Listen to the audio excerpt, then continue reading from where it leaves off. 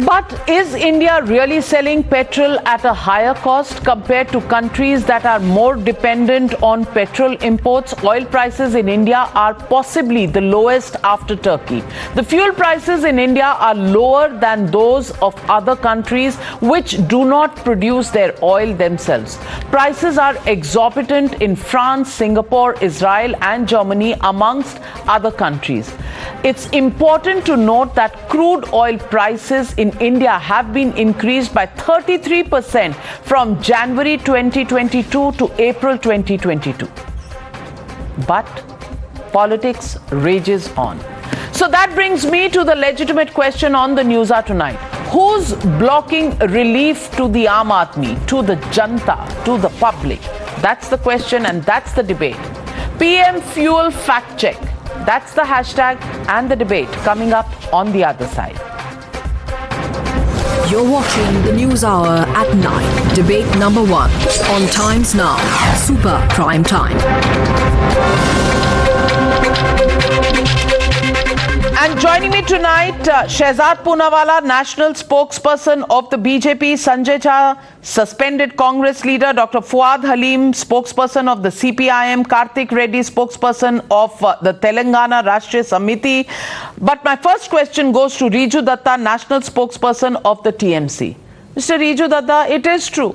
It is true that some of the taxes that are levied by states are way more than the slash in the excise duty done by the government at the center. And compare the prices between India and non-producing states, non-petrol producing states or countries across the world, and you'll find that everywhere prices have hardened. It's a fact. So why are you waiting and taxing the Aam Aadmi? If you feel so bad for the public, then why don't you reduce a few taxes like the value-added tax in your own state? Thank you, Navika ji, for coming to me. I'll give you some pointed statistics, and I've got some pointed questions towards my BJP counterpart.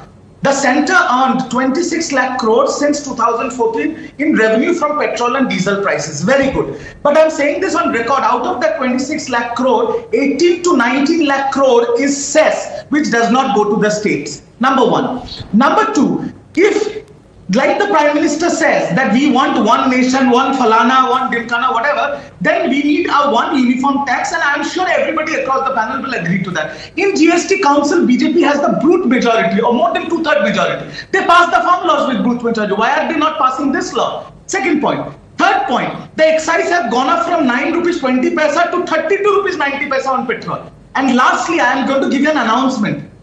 The center owes the state of West Bengal in GST and tax devolution 97,000 plus crores. If they give us that money, for the next 5 years, we will not charge 1 rupee tax on petrol or diesel to the people of West Bengal. Now, instead of doing vindictive politics towards non-BJP states, I am sure the BJP has a reply for the people of this country.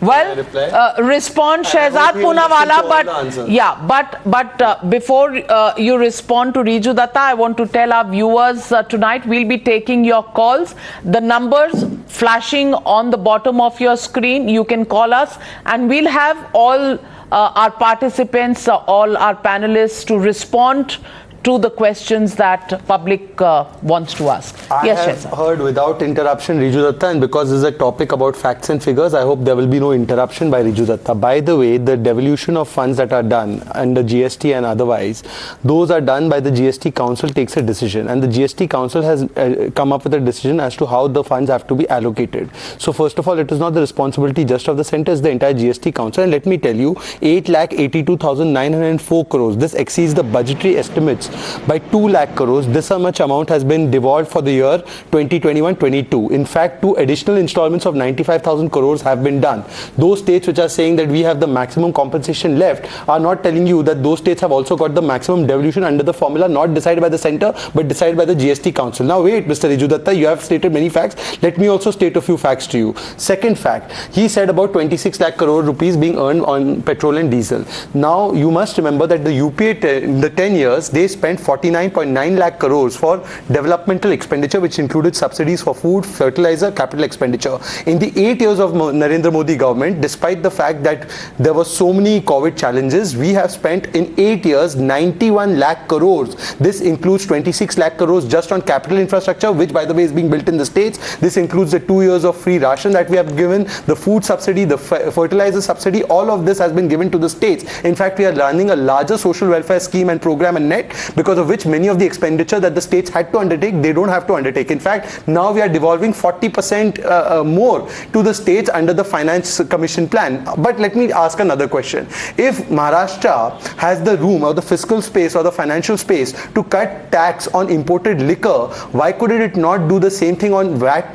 Please tell me that. Now, not only did it not cut VAT, states like Bengal, Andhra Pradesh, Telangana, Maharashtra, they did not just cut VAT. In fact, between 2017 to 2021, all of these states increased their tax component by at least 10 rupees. And therefore, if you see the figure today, and I'm giving you these figures, per liter of petrol, West Bengal earns 26 rupees, Kerala earns 27 rupees, Rajasthan earns 29 rupees, Andhra Pradesh earns 31 rupees, Maharashtra earns 32 rupees. How much does Uttarakhand earn? 14 rupees. How much does Uttar Pradesh earn? 16 rupees. Wait, complete कर दीजिए. Interrupt मत कीजिए. Let me complete. Now he's saying there should be a uniform tax rate for petrol. Sir, are you as the government of West Bengal proposing that petrol should be brought, diesel should be brought into the GST net? If that is your proposal, please ask your finance minister to make this in the next GST council meeting. Don't come here on TV debates where you can be held out without accountability. Your finance minister should write. All right. Last point. Last point. There are many questions coming your way for Shehzad. All of them are towards me. So then you'll get another chance to answer. Let me just complete one last point. Today, 1 liter of petrol, 1 second, don't get so angsty, sir. 1 liter of petrol in Mumbai costs 120 rupees per liter. In Uttar Pradesh, Noida, it costs 105. Why is that gap between 15 rupees? This is because the center, despite the fact that we cut excise duty, despite the fact that we've cut customs and excise on soybean oil, on crude oil, on other products like sunflower oil, we cut it on masoor, etc., etc. We've taken a hit of 20,000 crores. Despite the fact that we are extending our social welfare scheme, the states have not done one thing that was expected of them. All right. Riju Datta, I know you want to come back with a rebut. 10 seconds.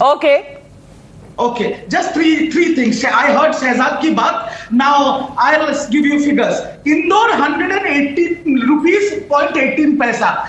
You have given so much discount. BJP states are the best. We are the worst. Indore 118 rupees, Patna 116 rupees, Bangalore 111 rupees, Calcutta 115 rupees. तो आप तो सख्त है, हम तो अपराधी है. छोड़ दीजिए. Second, in GST Council, you have 2/3 majority, and I'm saying this on record. The states that vehemently opposed bringing fuel prices under GST are BJP ruled states, not non-BJP ruled states. Second point, and the last point I want to ask you: when the crude price was high in the international market, you did not increase it because UP में चुनाव हो रहा था, और जब घट गया तब घटाया क्यों नहीं? क्योंकि चुनाव जीत गए. कब तक आम आदमी को पागल बनाएंगे? कब तक?